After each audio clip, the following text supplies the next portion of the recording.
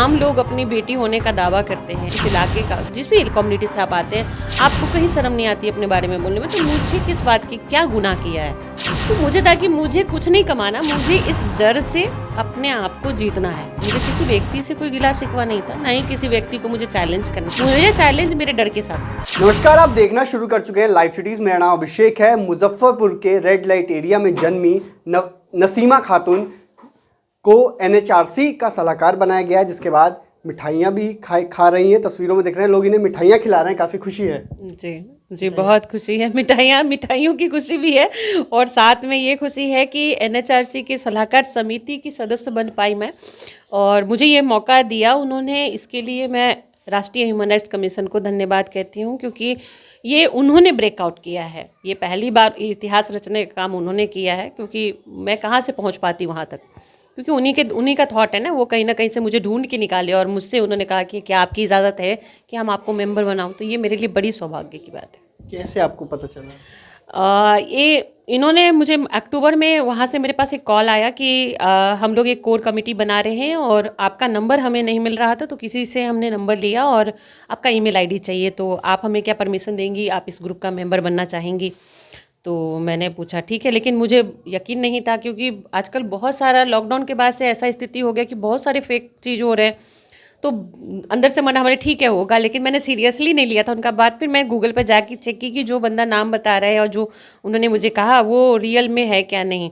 तो वास्तविकता में वो सारा सर्च किया, वो थे। और उसके बाद उन्होंने मेल किया, तो उनका मेल आईडी जो ऑफिशियली मेल आईडी होता है उससे उन्होंने मेल किया बाकायदा लोगों के साथ। तो यकीन हो गया कि जिन्होंने, फिर मैंने उनको रिप्लाई किया यस मैं ज़रूर करूँगी, क्योंकि मेरे लिए बहुत बड़ी बात होगी कि अब तक मैं छोटे छोटे प्लेटफॉर्म पे बात कर रही थी, और मैं चाहती हूँ कि ग्रास रूट के लोगों को की आवाज़ वहाँ जाए।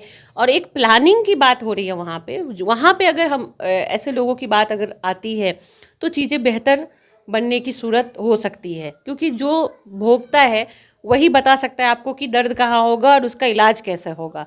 तो ये मौका उन्होंने दिया, और अभी कल परसों उन्होंने बाकायदा ऑफिशियली मेल आया कि देन ओके कि ये 13 लोगों की कमेटी है, उसमें आप भी हो। तो अब उनकी जब मीटिंग होगी तो वो बताएंगे। अब हो सकता है maybe December first week हो या लास्ट में हो, और वो मीटिंग के बाद ही पता चलेगा कि क्या स्वरूप होगा, क्या भूमिका होगी और किस तरह की चीज़ें होनी है। अभी मूलतः उन्होंने 7 पॉइंट्स इंडिकेट किए हैं कि ये जो कमेटी होगी ये 7 पॉइंट्स पे ध्यान देगी, जिसमें मुख्यतः ज़्यादातर बात ये है कि ह्यूमन राइट्स को कैसे महत्व दिया जाए। ग्रास रूट एनजीओ जो है, मतलब नॉन गवर्नमेंट ऑर्गेनाइजेशन जो है, उनको किस तरह से इसको देखना होगा और कितना बेहतरीन इसमें किया जा सकता है, इसी को लेकर ये सलाहकार कमेटी काम करेगी। महिला होने के नाते कितनी खुशी है? बहुत ज़्यादा, महिला और युवा दोनों, क्योंकि आज के डेट में आपको पता है ना कि जो स्थिति है कि हर कोई कुछ ना कुछ क्रैक करना चाहता है। और वैसे में, और मैं जहाँ से आती हूँ यहाँ पे तो आपको पता ही है अंधेरों की दुनिया है। यहाँ पे उजाला के लिए चलना बहुत अपने आप में एक लंबी लड़ाई है। ऐसे में एक जगह ऐसा जाके जहाँ पे आप सरकार सरकार चिल्लाते हैं, वहाँ बैठ के अपनी बात एज ए सलाहकार बोलना, मतलब घर में आपको कोई सलाहकार नहीं मानता, लेकिन अगर आप आज कहीं एक पद पा रहे हैं तो ये बहुत बड़ी ऑनर की बात है। अब इस खुशी को तो शब्द नहीं है ना बयान करने का, लेकिन हाँ ये बहुत बड़ी जिम्मेदारी है। इसको ऐसे खेल खेल में नहीं लिया जा सकता है, क्योंकि ठीक है अभी तक मैंने जो भी किया हल्ला बोल वो तो किया ही, लेकिन अब मुझे पूरे भारत के लिए बात करनी है। तो मेरी जैसी कितनी सारी नसीमाएँ होंगी जिनकी बातें होंगी, और ये मेरे लिए बड़ा टफ काम है कि कैसे मैं उन सब की बातों को जोड़ के चलूँगी। ये मेरे लिए बहुत।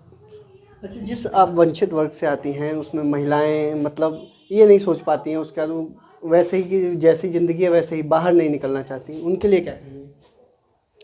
देखिए, निकलना नहीं चाहती ऐसा नहीं कह सकते, ये आपको लगता है या लोगों को लगता है कि यहाँ की महिलाएं निकलना नहीं चाहती। निकलना चाहती है, लेकिन राइट टू चॉइस सबका है ना। अब ह्यूमन राइट्स की बात करेंगे तो संवैधानिक अधिकार सबके पास है, वो कैसे निकलना चाहती है वो उनकी मर्जी है। सब कुछ किसी को होता है कि उनका घर बहुत महल बन जाए, उनके तन पे बहुत सारा गहना हो और वो हाई फाई मेंटेन करे, उनका लाइफ स्टाइल ये है तो वो वैसा चाहती हैं और वैसा करती हैं।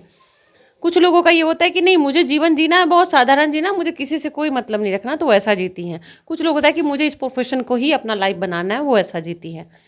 मेरा इन तीनों में से कुछ नहीं था। मेरा ये था कि ये जो डर है कि मैं क्यों नहीं बोलूं कि मैं इस इलाके की बेटी हूं। जैसे आम लोग अपनी बेटी होने का दावा करते हैं, इस इलाके का, जिस भी कम्युनिटी से आप आते हैं, आपको कहीं शर्म नहीं आती अपने बारे में बोलने में। तो मुझे किस बात की, क्या गुनाह किया है? तो मुझे था कि मुझे कुछ नहीं कमाना, मुझे इस डर से अपने आप को जीतना है, हराना है इस डर को। मुझे किसी व्यक्ति से कोई गिला शिकवा नहीं था, ना ही किसी व्यक्ति को मुझे चैलेंज करना है।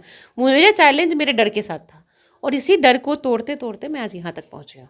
तो उम्मीद है कि उस डर की लड़ाई आगे भी जारी रहे। आप लगातार आवाज़ उठाती रही हैं, जिस इलाके से आती हैं, लोग छुपाने का प्रयास करते हैं कि हम नहीं, हम इस इलाके के नहीं हैं, ऐसा क्या कहेंगे और लोगों का, और महिलाओं को, और लोगों को क्या कहेंगे? अब उनके सामने नसीमा है कि अगर छुपाते हैं तो नुकसान क्या है, और बताते हैं तो बेनिफिट क्या है। हाँ, कोई चीज़ में तुरंत बेनिफिट नहीं मिलता, क्योंकि ये बैंक नहीं है कि आप एटीएम घुसाए और तुरंत नोट मिल गया।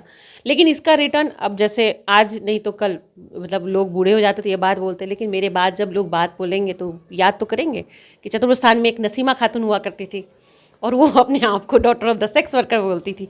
तो कुछ नहीं तो मैं इतिहास तो रच दी हूँ। काफ़ी खुशी है, इन्होंने साफ साफ कहा कि काफ़ी खुशी हो रही है मुझे, और पहले तो मुझे लगा कि कोई फेक है, लेकिन जब गूगल पर सर्च किया तो विश्वास हो गया, जिसके बाद आज काफ़ी खुशी है। इन्होंने साफ साफ कहा कि अब मैं पूरे भारत की आवाज़ उठाऊंगी, ज़मीनी स्तर की आवाज़ उठाऊंगी। तो बने रहिए लाइव सिटीज़ के साथ।